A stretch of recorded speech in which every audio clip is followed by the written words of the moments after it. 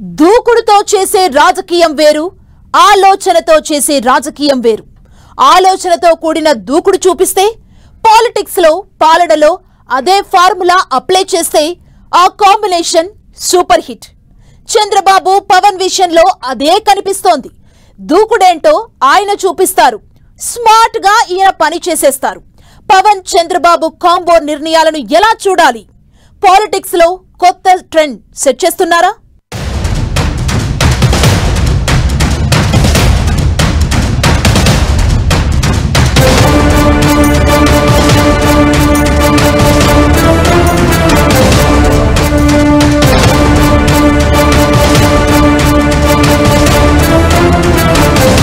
దూకుడు ఆయనది, ఆలోచన ఈయనది.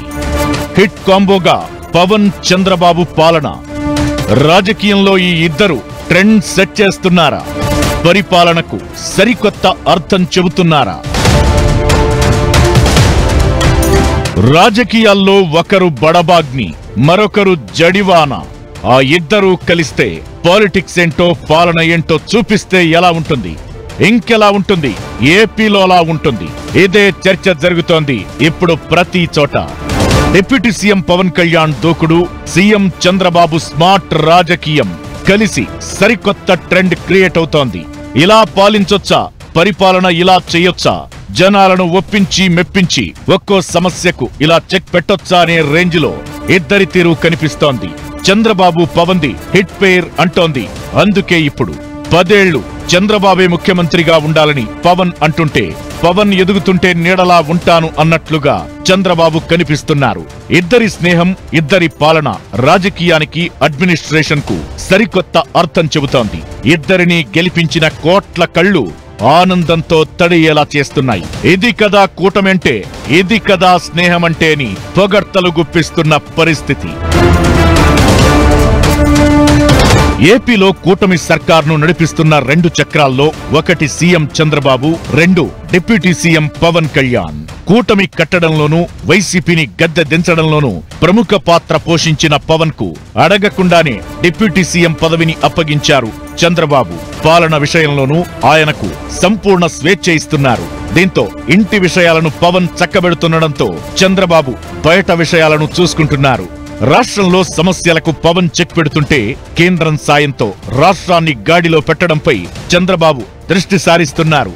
రహదారుల విషయం నుంచి ఉపాధి హామీ వరకు పవన్ తనదైన శైలిని చూపిస్తున్నారు. తన శాఖలకే పరిమితం కాకుండా అందరికీ ఉపయోగపడేలా పవన్ తీరు కనిపిస్తోంది. ఇకటు పెట్టుబడుల రాక నుంచి పాలసీల నిర్మాణం వరకు చంద్రబాబు చూసుకుంటున్నారు. రాష్ట్రాన్ని అభివృద్ధి పథంలో తీసుకెళ్లేందుకు వింటేజ్ చంద్రబాబును పరిచయం చేస్తున్నారు. 1995లో ఎలాంటి పాత్ర పోషించారో ఆ చంద్రబాబును ఇప్పుడు ఏపీకి పరిచయం చేస్తున్నారు.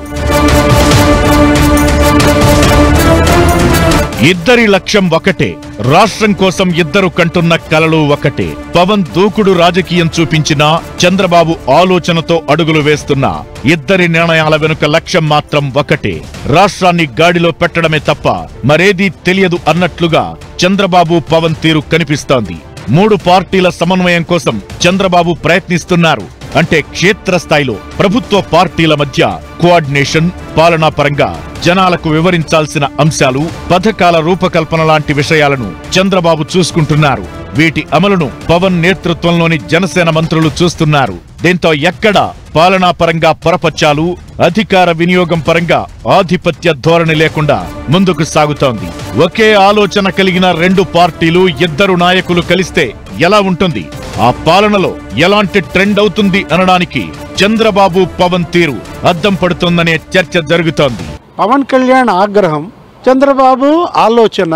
ఇవాళ తెలుగుదేశం, జనసేన, బీజేపీని గెలిపించారంటే ఆ ప్రజల ఆకాంక్షలను నెరవేర్చాల్సినటువంటి బాధ్యత వీళ్లపైన ఉందన్నమాట. అదే కాదు, మొన్న సోషల్ సైకోల భరతం, తను ఏ విధంగా అయితే హోంమంత్రి అనిత దగ్గర ఇవాళ పవన్ కళ్యాణ్ ఆ రోజు అరెస్ట్ అయిన విధానం, పవన్ ఓ అంశాన్ని ఎత్తుకోవడం, మధ్యలో ఒకరి ఎంట్రీ, ఆ తరువాత Chandrababu plan of action. Tirupati laddu వ్యవహారం నుంచి ఆ తరువాత సోషల్ మీడియా రచ్చ, ఇప్పుడు రేషన్ బియ్యం ఎపిసోడ్ వరకు జరుగుతున్న తీరు ఇదే. నిజానికి ప్రతిపక్షంగా ఉన్నప్పుడే ప్రతి సమస్యను నోట్ చేసుకుని ఓ పరిష్కార మార్గం రెడీ చేసి పెట్టుకున్న ఈ జోడీ అధికారంలోకొచ్చాక తమ మార్క్ సొల్యూషన్ చూపిస్తున్నారు. కొత్త ట్రెండ్ క్రియేట్ చేస్తున్నారు. సమస్య మీద పవన్ కళ్యాణ్ పోరాటం మొదలు పెడితే చంద్రబాబు ప్లాన్ ఆఫ్ యాక్షన్ సిద్ధం చేస్తున్నారు. అక్కడితో ఆ సమస్యకు ఫుల్ స్టాప్ పెడుతున్నారు. పవన్ ఏది అడిగినా ఏం చేసినా ప్రాధాన్యమిస్తున్న చంద్రబాబు తన మార్క్ నిర్ణయాలు తీసుకుంటున్నారు. తమ వైపు నుంచి తప్పు జరుగుతుందని అనిపించినా తగ్గేదలే అన్నట్లు పవన్ దూకుడు చూపిస్తున్నారు. అవసరమైతే తాను హోంమంత్రి బాధ్యతలు తీసుకోవాల్సి వస్తుందని ఓ సమయంలో పవన్ అన్నారంటే అర్థం చేసుకోవచ్చు ఆయన దూకుడు రేంజ్ ఏంటో. పవన్ ఓ మాట అంటే ఓ సూచన చేస్తే చంద్రబాబు తన మార్క్ ఫినిషింగ్ టచ్ ఇస్తున్నారు. ఇదే ఈ ఇద్దరిని హిట్ పెయిర్ గా నిలబెడుతోంది.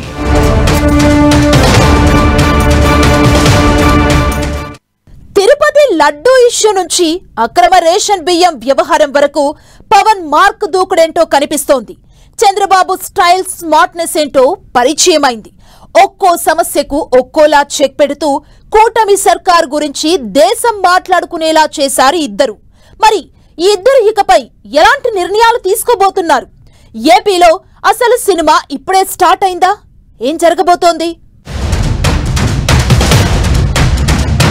తిరుపతి లడ్డూ నుంచి రేషన్ బియ్యం వరకు సమస్యను జనాల్లోకి తీసుకెళ్లడంలో సక్సెస్. సమస్యకు ఈ ఇద్దరి మార్క్ పరిష్కారం. ఇకపై ఇద్దరి నిర్ణయాలు ఎలా ఉండబోతున్నాయి? ప్రతిపక్షంగా ఉన్నప్పుడు సమస్యలను జనాల్లోకి తీసుకెళ్లడంలో కూటమి ఎలా సక్సెస్ అయిందో అధికారంలోకొచ్చాక ఆ సమస్య తాలూకా రేంజ్ ను జనాల్లోకి తీసుకెళ్లడంలో వారికి అర్థమయ్యేలా చెప్పడంలో సక్సెస్ అయింది. అద్భుతమైన కోఆర్డినేషన్ అంటే ఇది అనిపించేలా చంద్రబాబు పవన్ తీరు కనిపించింది. ప్రభుత్వ అంతర్గత చర్చల్లో తిరుపతి లడ్డూ వ్యవహారం గురించి చంద్రబాబు ఓ మాట అంటే దానిపై పవన్ చేసిన పోరాటాన్ని చరిత్ర గుర్తుంచుకోవడం గ్యారంటీ. 11 రోజుల ప్రాయశ్చిత్త దీక్ష చేపట్టి కాషాయం కట్టుకుని అలిపిరి నుంచి తిరుమలకు కాలినడకన వచ్చి లడ్డూ సమస్య రేంజ్ ఏంటో జనాల్లోకి తీసుకెళ్లారు. సనాతన ధర్మ పరిరక్షణ వ్యాఖ్యలతో దేశవ్యాప్తంగా చర్చకు కారణమయ్యారు. కూటమి ప్రభుత్వం గురించి దేశమంతా మాట్లాడుకునేలా చేశారు. కూటమి అధికారంలోకొచ్చిన మొదటి 6 నెలల్లో విపక్షం చాలా విమర్శలు చేసింది. ఏం చేశారు, ఏం చేస్తున్నారంటూ గుప్పించిన ఆరోపణలు. తన మార్క్ ఆన్సర్లివ్వడం స్టార్ట్ చేశారు పవన్. ఒక్కో సమస్యను ఏరివేయడం ప్రారంభించారు. దూకుడు తనదైతే ప్లాన్ చంద్రబాబుది అన్నట్లుగా పరిస్థితి కనిపించింది. సోషల్ మీడియా సమస్యను నెత్తినెత్తుకున్నారు.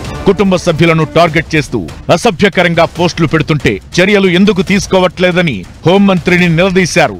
పరిస్థితి ఇలానే ఉంటే తానే హోంమంత్రి అవుతానని వార్నింగ్ ఇచ్చారు. దీంతో ఒక్కసారిగా షాక్ అయ్యారు అందరూ. కానీ పవన్ చంద్రబాబు మార్క్ నయా ట్రెండ్ పాలిటిక్స్ తరువాత కనిపించాయి. అలా మొదలైన సోషల్ మీడియా అరెస్టుల ఎపిసోడ్ ఇంకా కంటిన్యూ అవుతూ హాట్ టాపిక్ గానే ఉంది. ఎన్ని అరెస్టులు జరుగుతున్నా జనాల్లో సింపతి రావడం లేదంటే ఆ ఘోరాలను జనాల్లోకి తీసుకెళ్లడంలో చంద్రబాబు పవన్ తన మార్క్ చూపించినట్లు కనిపిస్తోందనే చర్చ జరుగుతోంది. ఇక ఇప్పుడు బియ్యం అక్రమ రవాణాపై పవన్ కొరడా జలిపించారు. నిజానికి ఈ వ్యవహారానికి చెక్ పెట్టాలని ప్రతిపక్షంగా ఉన్నప్పుడే ప్లాన్ రెడీ అయింది. అధికారంలోకొచ్చాక చంద్రబాబు ఓ ప్లాన్ రెడీ చేస్తే పవన్ కళ్యాణ్ తన మార్కు చూపించారు. సీజ్ ది షిప్ అనే మాట ఇప్పుడు సోషల్ మీడియాలో రీసౌండ్ చేస్తోంది. లీడర్ అంటే పవన్ లా ఉండాలని సోషల్ మీడియాలో పోస్టులు వైరల్ అవుతున్నాయి. ఇప్పటి వరకు పవన్ దూకుడేంటో చూశారు. ఇకపై కాకినాడ పోర్టు బియ్యం అక్రమ వ్యవహారంలో చంద్రబాబు మార్క్ నిర్ణయాలేంటో చూసే ఛాన్స్ ఉందంటూ చర్చ మొదలైంది. ఏమైనా పవన్ కళ్యాణ్ ఓ సమస్యను లేవనెత్తడం, ఆ తరువాత చంద్రబాబు దానికి ఫినిషింగ్ టచ్ ఇవ్వడం, నిర్ణయాల్లో పాలనలో చంద్రబాబు పవన్ జోడీ ట్రెండ్ సెట్ చేస్తుందనే అభిప్రాయాలు వినిపిస్తున్నాయి. ఇది ఆరంభం మాత్రమేనని, అసలు సినిమా ముందుందనే వాళ్లు మరికొందరు. సోషల్ సైకోలు కావచ్చు, లేకపోతే ఈ రైస్ మాఫియా కావచ్చు, ఆ నెయ్యి మాఫియా కావచ్చు, ఒక ధర్మాగ్రహంతో పవన్ కళ్యాణ్ ఫైర్ అవుతున్నాడు. అది ప్రజాగ్రహంగా చూడాలే తప్ప దీనిపైన విమర్శలు అర్ధరహితం అన్నమాట. అదేదో సినిమా అనో, అదేదో డ్రామా అనో, లేకపోతే గబ్బర్ సింగ్ 3.0 అనో ఏదో రకరకాల వ్యాఖ్యలు చేయడం అదేంటి వాళ్ళ యొక్క భయాన్ని తెలియజేస్తున్నాయి. గెలుపు కావాలంటే గెలుపునే ఎన్నుకోవాలి. ఓ రకంగా ఎన్నికల ముందు కూటమి మీద, చంద్రబాబు పవన్ మీద జనం పెట్టుకున్న నమ్మకమిది.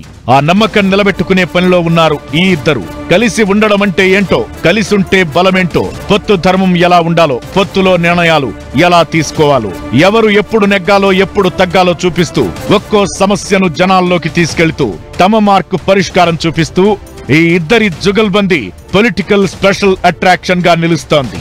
వచ్చే 4 ఏళ్లలో ఈ ద్వయం అసలు సినిమా చూపించే అవకాశముందని, తప్పు చేయడం కాదు, చెయ్యాలన్న ఆలోచన వస్తే కూడా వణుకు పుట్టించే మార్క్ పాలనను పరిచయం చేయడం ఖాయమంటూ సోషల్ మీడియాలో జోరుగా ప్రచారం జరుగుతోంది.